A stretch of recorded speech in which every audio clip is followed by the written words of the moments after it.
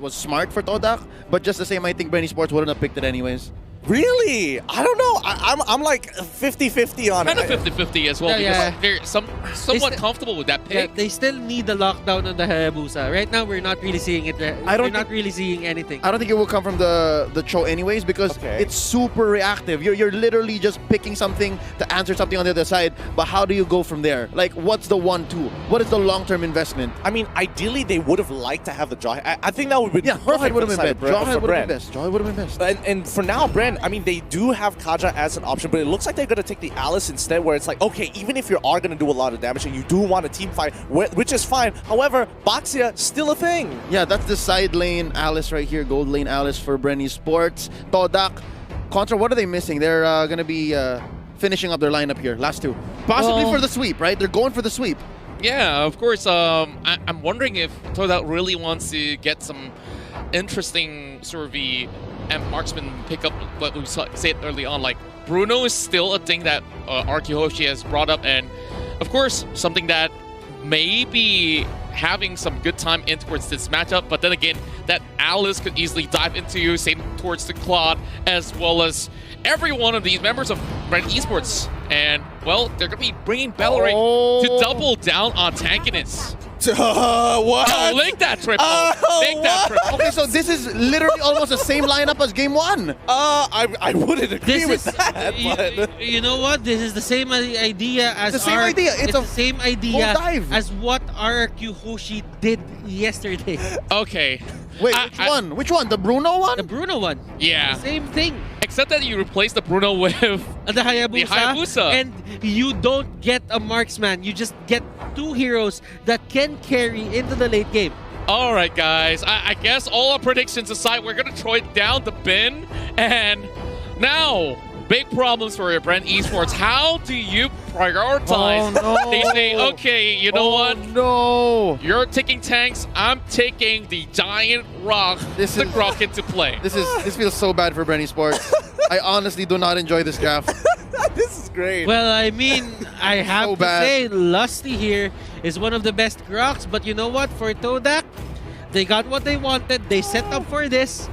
And BREN Esports really need to bring their air game. On paper, conceptually speaking, it's a simple idea, right? Like, you know what TODAK is going for. We've seen it before. Oh, yeah. It's taking some ideas from Arkihoshi, taking a few concepts from their game one lineup, but that's fine. It's good. They can afford this. They can afford to experiment a little, unless this is something that they've been doing for a long time. But BREN Esports, I'm bothered by their lineup. Exactly. Actually, I kind of get why Gideon was just laughing, because it was cheesy and at the same time it made sense. Yeah, It's gonna work. I feel like it's gonna work. It really makes sense right here, because what is the Slim about to do? Like, Abyssal Arrow, okay, I'm landing on someone that I can't take down, so They'll catch. there's a big issue here. They'll play catch. And straight in towards the land of Dawn we go. We'll see how well will BREN Esports take down the likes of TODAK, because this swordfishes are hella tanky. Oh boy. All right, now that I've caught my breath after laughing so hard here, TODAK, the simple idea of what their composition is similar to Game 1. They want to out-macro BREN here, and they've got a bunch of tanks who are actually pretty decent, or fairly decent at actually pushing the lane, given enough time at level 4 itself. X-Ray, he'll be able to clear these waves without having to put himself at risk. Same goes for both Moon and as well as E1. Chico, on the other hand, he can play a little bit more defensively, and with the help of the lineup, can buy a lot more time. And for Mace, he's great at cutting waves. Yeah, he does have the avarice, you know, just set up things for the late game, just get that mid-game power spike a bit more early. But for the side of BREN Esports, Carl TZ here, I think will get aggroed a lot by the time we reach level 3 for these guys on TODAK. I think we also have to mention the adaptation coming in from BREN, realizing what the heck is TODAK doing, and oh no, they've got quite a lot of wave clear, and the only way that they're actually going to maintain it is to not throw in the Loyi, who naturally is a very squishy target, and if two of these tanks can get on top of her, no matter how much damage she has, you can itemize against it. And yes, she can block the waves, but Grok is a much safer pick to go for. He can face check, he has the power of nature, he clears waves decently fast, and arguably even to TODAK's tanks. Is it safe to go for killing spree here for Flap? I feel that if you don't have anyone to burst down, why would you get a killing spree? I wouldn't say it's a mistake for sure. Oh, here we go. Fight breaking out here. The battle for the gold crab goes over to Chiku. I think he went for the killing spree because Festival of Blood's going to be non-starter against the Baksha. It's just something else to, you know, if I'm not life-stealing, I'll just heal up straight if I'm killing with Execute.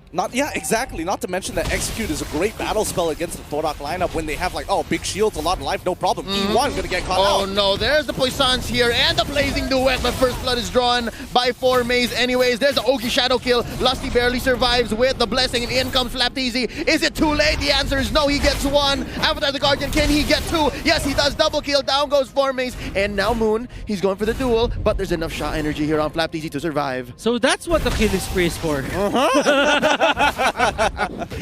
Oh, it adds up. It all comes full circle. But don't forget that while this is happening, TODAK, we saw them do this in Game 1. As long as, I mean, BREN can trade up as much as they want, but if the return of investment is going to go on TODAK's side, yeah, throw as many people. Take all of our guys. If you can't push and you can't get a goal lead off of that, no big deal. E1 here just staying near that brush, just trying to see if there is a turtle take going on for the side of BREN Esports. Now, Claude isn't getting controlled, but Chiku there is going to be the next casualty for the side of TODAK. Okay, that was a nice catch by BREN Esports, and there might be another here in mid. Lusty just catching everything that these 2 chunky tanks in mid, Moon and E1, are bringing. And if there's anything here that we can note, it's the fact that BREN Esports here ahead by about 600 gold.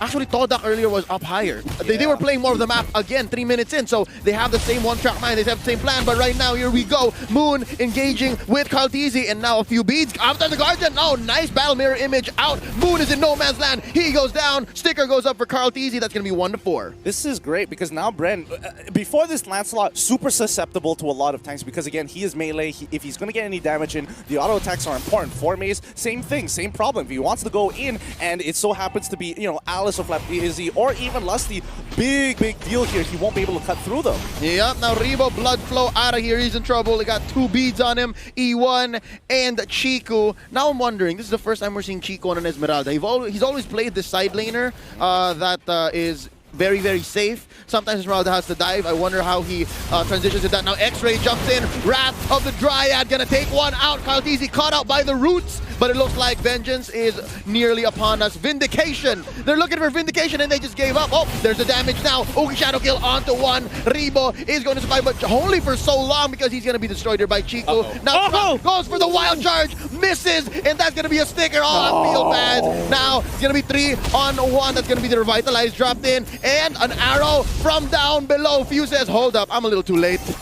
How did he get so much movement speed all of a sudden? I mean, well done to TODAK here, but every single time we see a fight being started from BREN, especially when one of the TODAK members is deep inside, really off position, we gotta look elsewhere across the map because TODAK is making something happen.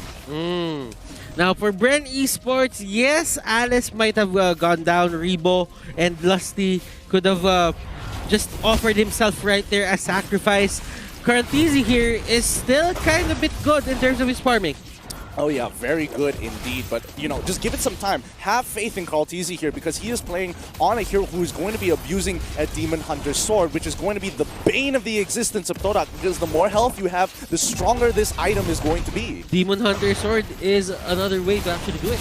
Yep, so hoping that they find that. Oh, it goes to Lusty. That's going to be the turtle now down, as well as E1. Flapteasy gets the kill. So far, this killing spree, Yu Zhong, is paying dividends for BREN Esports. 2 for none, plus the turtle. I think they're just finding their ground. They must be feeling great. They're feeling really great indeed. And I think, you know, just some great adaptations on BREN's side to say, yes, we are going to shut this composition down one way or another. Chiku does get a return investment on towards that top side. But again, BREN only just slightly ahead. They need more than this. Flapteasy is just doing great for his teammates. Now, I guess for few, we're not seeing a lot of these arrows just because it wouldn't really take just one arrow to take out people here. But here comes the fight. Wild charge that is going to be a disengage. But it's not going to be enough. Butters, you were saying? Now, I was actually done with my I was actually done with my thought, but Perfect. there's just a fight happening. Perfect. Again. Perfect. Lusty from behind. There's the saving arrow. It's going to be enough. Moon is so brave. Moon is so brave. He's in. He's able to charge up the Avatar Guardian to escape. And that is going to be the purple. That's going to be their consolation. Demon Hunter Sword is now up for Carl. Let us see what will that do. What difference will it make for the side of BREN Esports? Yeah, can we pull up the item list real quick? I want to see where Kartizi actually is at, with the dive coming in from TODAK on towards that bot side to try and punish Flaptizi, but the rest of BREN is coming in. That's going to be... Oh, the Black Dragon form started in by Flaptizi. In he goes. E1 is taking a lot of damage, and that's going to be Few getting a kill. And in mid, Ogi, shadow kill. The ult on the Hayabusa popped in, but Lusty just wants to clear the waves. All right, so there was some minions, and just Lusty was not going to have any of it, so he survived the most part. Okay. Oh! But for... Surprise! But for BREN Esports, it's not about going for the team fights. It's divide and conquer. Divide them, separate them on the map, kill them one by one. As long as they don't have the team fight up, team fight on us, we're gonna win. Yep, and that's exactly what's happening here. They don't want to face down 3 tanks all at the same time, and now, the swing, the clothesline from hell helps, but it's not gonna be enough. Moon retreats once more with another Avatar the Guardian, and Lusty wants to finish the job. He started. E1 pushes him back. The enforcers of TODAK Esports. Oh, this is so frustrating, but BREN, they're going to get all the neutral objectives here, and TODAK, they know, okay, it looks like we're going to have to play for late game characters, Kartizi. The moment he gets that golden staff, it's going to be impossible for TODAK to actually be relevant, especially for the tanks to be relevant in this game. Yes, Beleric, yes, can have a great passive to bounce him multiple times, but that doesn't mean they're going to win the fight. Yep, and here we go. That's going to be the Ogi Shadow kill called off. Quad Shadow out of here. I don't want none of this. They're looking to go maybe for another choke, unless it's looking dire, because look down bottom. Chiku is slowly pushing once more. That's something they got to watch out for. Yep, Formay making sure that he's showing tribute to the fallen foes that they did dirty yesterday. Can they do it again onto BREN this time round? Lusty just, walking around, just saying, hey, I need to know what's going on. E1 finally getting that blade armor. But Kartizi on the side, golden staff being brought. Yeah, and with that blade armor, BREN Esports need to look out for their damage output. They cannot just throw it loosely, because that might bite themselves at the back. Kartizi, Battle Mirror image out. Avatar the Guardian is going to come in, hit Few, but not Kartizi. Not just yet. Moon taking quite a few hits there. Oh, in comes Flaptizi. That's going to be the knockout. Oh, he still survives.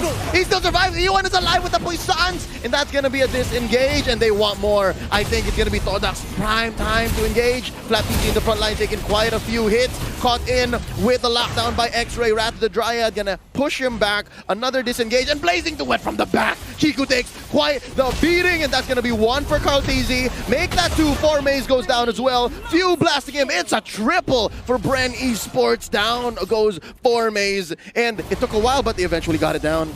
Yep, this is one of those situations where you have to admit that in the previous game, BREN, when you have something like Lancelot, he really struggled, but now with Kartizi on this Claude, he's having the time of his life. Look at the block! Yeah! But that doesn't matter, as he can jump from that, but there is another kill up top. Now, this is a problem for TODAK. In terms of their lineup, their early game is good. They can go for a lot of the team fights. If they win those, they might win the game. But for BREN Esports right now, they know that TODAK has no comeback mechanic on this. Yep, they're just going to have to stall it out. Brick wall BREN. As long as they don't break their crystal or their inhibitors, they have a very good opportunity to turn this around, given 20 minutes or so. And here comes the penetration, and the fight actually breaks out all in. Chiku gonna be backing up, but there's Rebo on the other side to catch him off. Black Dragon form now by Flaptizi to trying to find a kill. Chiku goes down, Rebo finds him down bottom, and they are gonna continue the assault. E1 goes down, Avatar the Guardian catches quite a few, but there is the Blazing Duet. Kartizi's doing it, ladies and gentlemen. It's just Formaze left to defend. Can he do this? BREN Esports looking low. There's the block by Lusty, and this might just be it. Quad Shadow, Ogi Shadow kill going in. Is there enough damage? Ladies and gentlemen, that's 1. Lusty goes. Can they continue? Can they finish? That's the question. 11 minutes, 20 seconds in. They'll take the lower tier turret.